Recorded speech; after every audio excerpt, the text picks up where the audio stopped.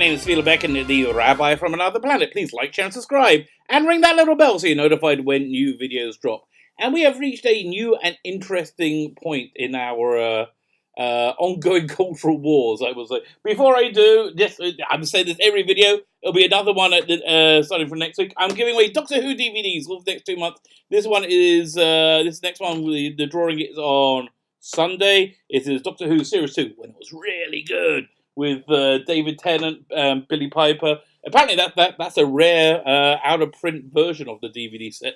So you can get it by liking the channel, subscribing to the channel, and leaving the hashtag Doomsday. All the instructions are in the show notes, or not show notes, the video notes. And again, we do a new one each week, a new drawing each week for the next 2 months or so, as we trudge through this season of Doctor Who.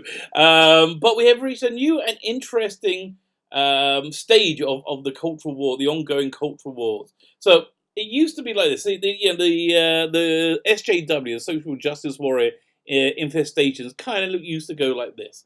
They would come to a cultural icon, like a cultural piece of fandom, like Doctor Who, Star Trek, Star Wars, anything really, anything that had cultural significance.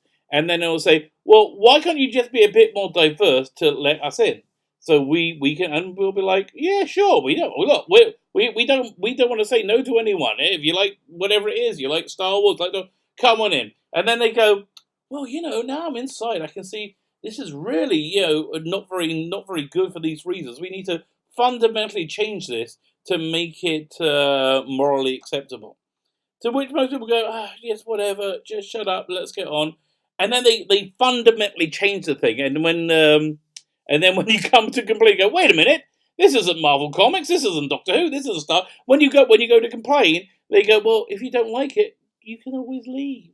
And then if you leave and you go do something else, then they will come and that thing has turned out to be successful. They will come and infestate the that new thing you left for. These are, I would say, these are cultural locusts. These are cultural locusts, and they're very, very dumb people as well. So they had supreme control of our culture for a number of years.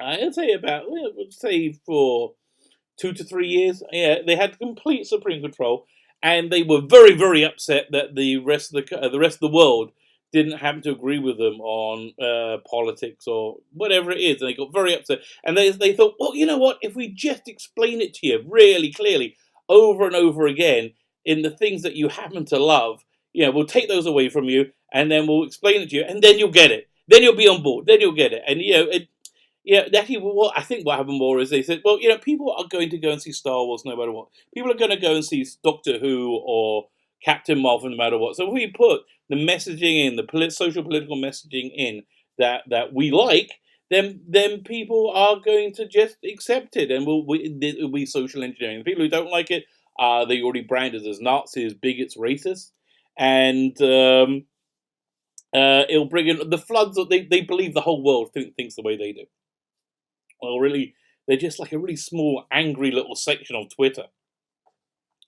So that was okay because most people wanted to watch Doctor Who or Star Trek or Star Wars. They were like, fine, I'll go and see it. But then it got kind of egregious. I think The Last Jedi was the watershed moment where the great YouTuber Doomcock coined the phrase, without respect, we reject. And I am with him 100% there. Without respect, we have to reject, because otherwise they will continue using these objects of our love to scream a message that we don't necessarily agree with. It's true. So Last Jedi was really a watershed moment where I think the audience did one of three things. They either said, yes, we love this political messaging and agenda, and anybody who doesn't love it is an evil Nazi racist. So that was one section. I would say a pretty small section, about 15-20% maybe. Yeah, I'll say 15. And Star Trek would be a bit more. So you had another section where, what the hell? This is not this is not Star Trek. This is not Doctor Who. And they were like, what? Yeah, and then they would prosecute the case, and the the people who on the other side are crazy. They are literally crazy. They were. Last week they had perhaps one of the worst episodes of Doctor Who ever. Extremely preachy, like just agonizingly preachy, talking about climate change. And by the way, just to be clear, I'm not a climate denier, as they would like to call it. I do deny that the solutions that they really want to implement will be are necessary or workable. I think their solutions are well, the fact that they have like a mentally disabled 15-year-old or 16-year-old as their beloved spokesperson who has the condition of going selectively mute. Well, the fact they use her as their spokesman and they revere her, I think, gives you an indication of why I'm not completely 100% on board with their outlook on life. So you had that. But yeah, so then audiences started to reject the pap. They were forcing us. I hate that Disney always calls us consumers because they just assume we are going to consume whatever they. And I think they've learned. They're not. I mean, okay, Rise of Skywalker has it done $1 billion yet? I don't know, but that is still. I think it's officially at this point called a box office disappointment because it was garbage. It actually wasn't so much agenda driven. That's the other thing they do when they make things agenda driven. They also make them garbage. Like Star Trek Discovery is a fantastic example. Which reminds me, I got to make another. Now I remember I got to make another video about Alex Kurtzman, who apparently is taking on Silence of the Lambs. Like, really, is there anything you won't destroy? So, what happened with Star Trek Discovery is you had a monumentally untalented creative force behind. No, you had a monumentally talented creative force behind it, and the name of Brian Fuller, and you had a monumentally untalented force in the form of Alex Kurtzman. And Kurtzman must be a fantastic political operative because he managed to force out Fuller and then reuse all his ideas badly. Badly, while weirdly crafting on this whole thing about a tardigrade, which never really worked. And it looks to me, I am not a judge, I'm not a jury, I haven't seen the evidence, but it looks to me that the whole tardigrade thing was plagiarized from Anos Dean. But again, look, I don't know. Just like looks to me that way. I'm a simple guy telling you my simple thoughts. So anyway, what they do is they bring in anybody who behind the camera who they feel is in the progressive stack. Whoever's higher in the progressive stack. If you're a woman, that does you very good. If you're a trans woman, you could do anything at that point. And it doesn't matter the quality of the work. And again, so clear that we can see the greatest failing on Star Trek Discovery was the writing. The writing is just horrible, absolutely horrible. So essentially, what's happened is the general public. Oh, so you had the two sections.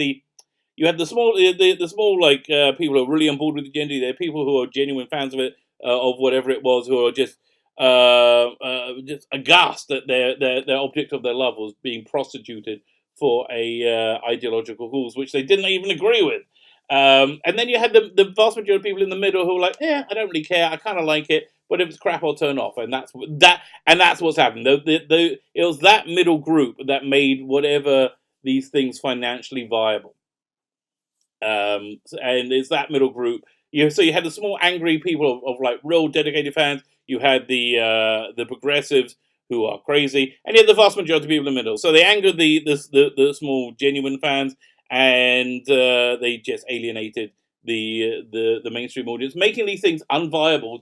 You can't make enough money off them. I think we've seen that with DC Comics and with Marvel Comics, the closing of Mad Magazine. There's so many. Oh, Terminator, Dark Fate. There's so many examples of things where they thought, "Oh, that's going to be great. People are going to love it," and they release it and they bomb. So we're starting to see a resurgence of just good storytelling without being agenda driven. So now we got a whole new phase of these social justice warriors. Now they're losing cultural supremacy. and there's no way for them not to lose it because what they're creating just doesn't sell. The people that they're trying to appeal to don't have any money, don't like to work, and the thing just doesn't freaking sell. So that's where we are now. So I found this article really interesting. It's in Bounding into Comics. The great was it John F. Trent? Is it John Trent's website? He's fantastic. So I saw this week the really truly incredible movie 1917. I really recommend you see it. Check out my review if you want to see what I thought of it in detail. Really fantastic movie. Now 1917 is a World War One movie set behind enemy lines of World War One, and as such there aren't that many non-white characters or women characters in it because it's set in the trenches of World War One where they're mainly white people, white men. It's just the way it was. So, and it's doing very well. So this is its success is the thing that is enraging these ideologues. So we have Sophia Benoit. I don't know how to pronounce the name. She is a writer for GQ. Who is she? She's a GQ writer, which is probably why GQ is such pap. So she tweeted out, "I'm not upset that there weren't many women in 1917. I effing get..." Why do you have to swear? "I effing get that there were not many women in the trenches." Although they did have a pretty... one of the best moments of the movie is when you had this lengthy scene with the female character in an interesting situation, in an interesting circumstance.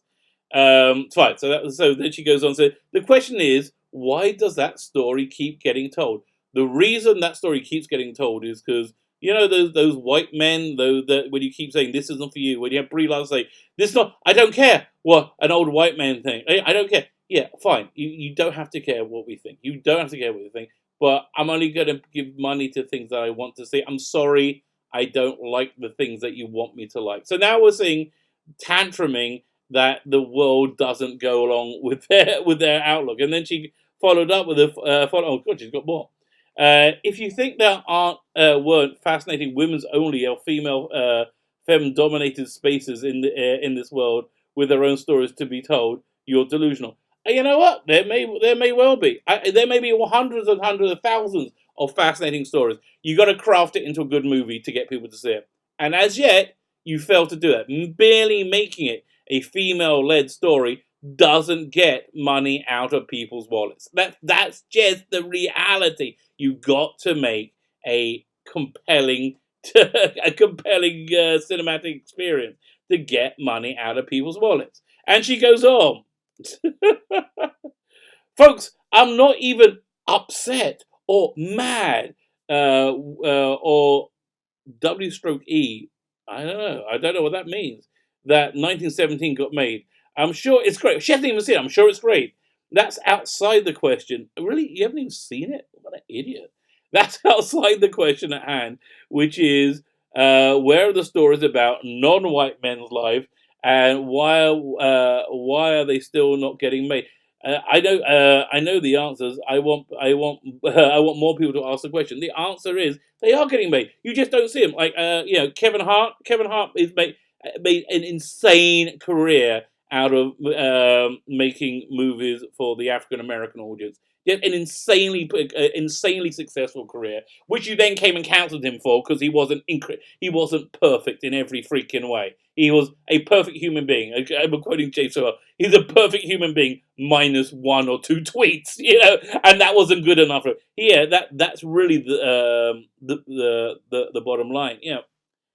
That was really the bottom line. It's just these people are the worst people in humanity. They just are. They are. They are the result of there being, I think, 3 generations, one after the other, being brought up with no moral center and no moral values. That's why they are awful in every freaking way, and that's why they're also desperate for some kind of self-respect through personal morality, because they have no personal morality, and so they feel this crashing lack of self-respect, and they don't really understand. They felt this crashing lack of I'm thinking of saying obsession, lack of self-respect. This crushing lack of self-respect, which they desperately try and fill with virtue signaling, and it doesn't work, and it just doesn't work in any way, and then they get more and more upset. They're in the cycle. So, but this is good news because they are the wicked witch from the east at the end of the Wizard of Oz. So water's been poured on them, and they are melting. And that's really what's going on there. They are melting. I think we can expect to see years and years of more